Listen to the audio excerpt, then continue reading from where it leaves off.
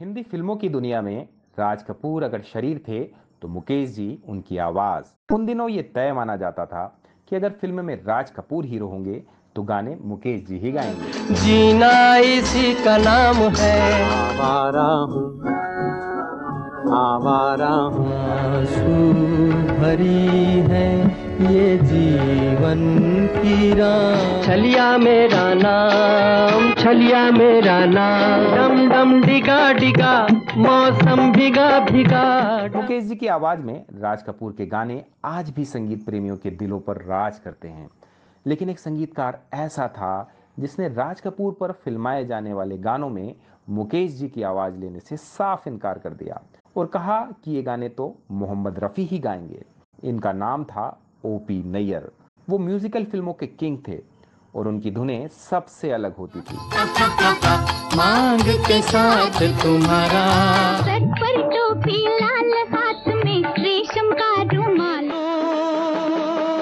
औरों की क्यों हो गई, परदेसी मेरा दिल ले गया, एक दिन इसका इज़हार हो जाएगा, मेहरबान।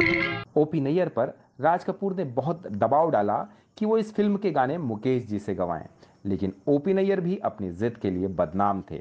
नैयर के लिए उनका ईगो उनकी जान से भी ज्यादा बड़ा था। उन्होंने राज कपूर को ऐसा जवाब दिया कि फिर राज कपूर कुछ बोल नहीं पाए। आज ठुकराती है हमको। इसके बाद राज कपूर ने फिल्म के निर्माता से भी ओपी नैयर पर दबाव डलवाने की कोशिश की, लेकिन नैयर ने एक बार इनकार कर दिया तो फिर उनसे हाँ कोई नहीं करवा सकता था। वो नहीं माने तो नहीं माने। जब राज कपूर का कोई दाव नहीं चला तो उन्होंने ओपी नैयर को फेल करने का एक नया तरीका निकाला। कदम कदम पे छोड़ो एक पटाखा। राज कपूर और ओपी नैयर के बीच ईगो की ये लड़ाई क्यों हुई? राज कपूर के लिए मोहम्मद रफ़ी साहब के गाने लोकप्रिय हुए कि नहीं? इस फिल्म का क्या अंजाम हुआ? और इसके बाद ओपी नैयर और राज कपूर या ओपी नैयर और मुकेश जी ने फिर कभी एक साथ काम किया? इस वीडियो में हम यही खुलासा करेंगे, तो इसे आखिर तक जरूर देखिएगा।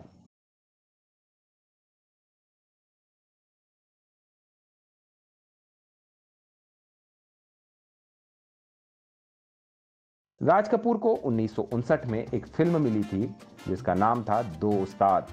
ये दो भाइयों के बचपन में बिछुड़ने की कहानी थी जो बड़े होकर अपराधी बन जाते हैं और जवानी में मिल जाते हैं। ये ऐसी पहली फॉर्मूला फिल्म थी जिसकी कहानी को बाद में कई फिल्मों में बहुत सफलता के साथ दोहराया गया। दो उस्ताद का निर्माण शेख मुख्तार और निर्देशन तारा हरीश कर रहे थे और इसकी लीड एक्ट्रेस थी मधुबाला। वैसे तो राज कपूर अपने बैनर और अपनी टीम के साथ ही काम करते थे, जिसमें संगीतकार शंकर जयकिशन, गीतकार शैलेंद्र और हसरत जयपुरी और गायक मुकेश जी मुख्य थे। इस जोड़ी के गीत केवल भारत में ही नहीं बल्कि विदेशों में भी काफी मशहूर थे और आज भी इन्हें खूब पसंद किया जाता है। सब कुछ सीखा हमने, डम डम डिगा डिगा, जीना इसी का नाम है, मेरा जूता है जापानी, हाले दिल हमारा, हम तुझसे मोहब्बत करते। लेकिन दो उस्ताद बाहर के बैनर की फिल्म थी, इसलिए इसमें संगीत देने के लिए निर्माता ने ओपी नैयर को साइन किया था, जो अपने नए ढंग के संगीत के चलते बहुत फेमस थे और उस वक्त सबसे ज्यादा कामयाब और सबसे महंगे संगीतकार थे। ये है रेशमी जुल्फों का अंधेरा कि दर्द जमा है, एक नजर ने राजा बेकरार कर दिए, जब जब जुल्फे तेरी कर दिया दिल को तेरे हवाले,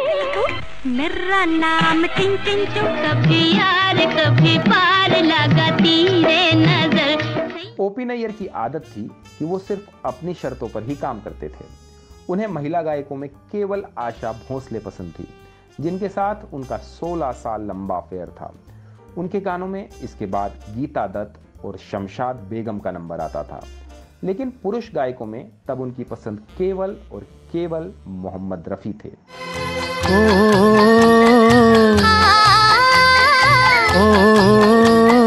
दो उस्ताद का संगीत आज के हिसाब से थोड़ा फंकी टाइप का था, इसलिए ओपी नैयर ने इसकी धुनों में वेस्टर्न इंस्ट्रूमेंट का जमकर इस्तेमाल किया। उन्होंने इन गानों के लिए रफ़ी साहब और आशा भोसले को फाइनलाइज कर रखा था और एक गाने में उन्होंने शमशाद बेगम को भी रखा था। ये गाने बहुत लोकप्रिय हुए और दो उस्ताद ने बॉक्स ऑफिस पर अच्छी कमाई की। आया तुम पे दिल आया, क्या करूं लड़का मैं लड़की, एक आग से दिल में भड़के परली का नाका दुनिया धमाका। रुक रुक रुक कहाँ चली दीवानी, कोई रोके रिक रिक टिक टिक बुम बुम टिक, तेरे मेरे दो दिल हो गए, न पूछो मेरी जान है कराया कितना। लेकिन जब इसकी धुन बन गई तो राज कपूर ने ओपी नैयर से कहा कि इसमें मोहम्मद रफ़ी नहीं बल्कि मुकेश की आवाज़ होनी चाहिए।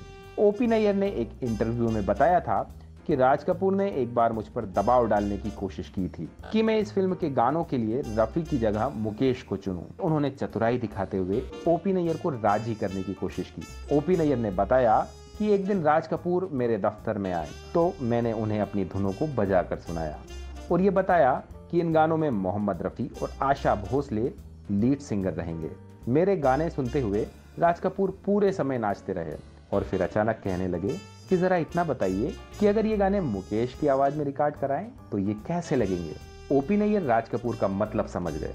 और कोई संगीतकार होता तो थोड़ा डिप्लोमेट बनकर बात करता, लेकिन ओपी नैयर ना तो किसी की परवाह करते थे और ना अपने काम में किसी का दखल बर्दाश्त करते थे, चाहे फिर वो निर्माता हो, निर्देशक हो या हीरो हीरोइन। उनका साफ फंडा था कि मैं अपने संगीत को लेकर कोई भी फैसला खुद करता हूं और इसमें किसी को भी बोलने की इजाजत नहीं है। इसलिए उन्होंने फौरन कहा कि सवाल ही नहीं उठता, मुकेश की आवाज में ये गाने बहुत खराब लगेंगे। नैयर ने जिस अंदाज में ये बात कही उससे राज कपूर समझ गए कि ओपी किसी कीमत पर ये गाने मुकेश जी से नहीं गवाएंगे और उन्होंने निर्माता शेख मुख्तार को जाकर ये बात बताई और कहा कि इन गानों को तो मुकेश जी को ही गाना चाहिए। लेकिन ओपी नैयर ने उनसे भी साफ कह दिया कि ये गाने तो केवल मोहम्मद रफ़ी ही गाएंगे। अगर आपको लगता है कि ये गाने मुकेश गा सकते हैं तो मैं ये गाने आपको नहीं दूंगा, आप अपनी साइनिंग अमाउंट वापस ले लेना। ओपी नैयर के तेवर देखकर शेख मुख्तार और राज कपूर समझ गए कि अब और बात आगे बढ़ाई तो ओपी ये फिल्म छोड़ देंगे, इसलिए उन्होंने जिद नहीं की और चले गए। लेकिन इसके बाद राज कपूर ने कभी ओपी नैयर के साथ काम नहीं किया। दो उस्ताद बहुत बड़ी हिट तो नहीं हुई, लेकिन इसने निर्माता को ठीक ठाक फायदा पहुंचाया। संगीत को लेकर राज कपूर और ओपी नैयर के बीच जो टकराव हुआ था उसके कारण उन्होंने इस फिल्म के म्यूजिक का ज्यादा प्रचार प्रसार नहीं किया। ओपी नैयर को लगा कि ये सब राज कपूर उनसे बदला लेने के लिए कर रहे हैं। दो उस्ताद की सफलता ने निर्माताओं को ऐसी ही कहानी पर फिल्में बनाने के लिए प्रेरित किया जिसमें मनमोहन देसाई, नासिर हुसैन जैसे फिल्मकारों ने बिछुड़ने और मिलने पर कई हिट फिल्मों का निर्माण किया। इतना ही नहीं, दो उस्ताद के 2 रीमेक भी बने जिसमें हाथ की सफाई भी शामिल है। तो इस वीडियो में इतना ही दोस्तों, उम्मीद है कि ये वीडियो आपको पसंद आया होगा। ये वीडियो देखने के लिए आपका बहुत बहुत धन्यवाद।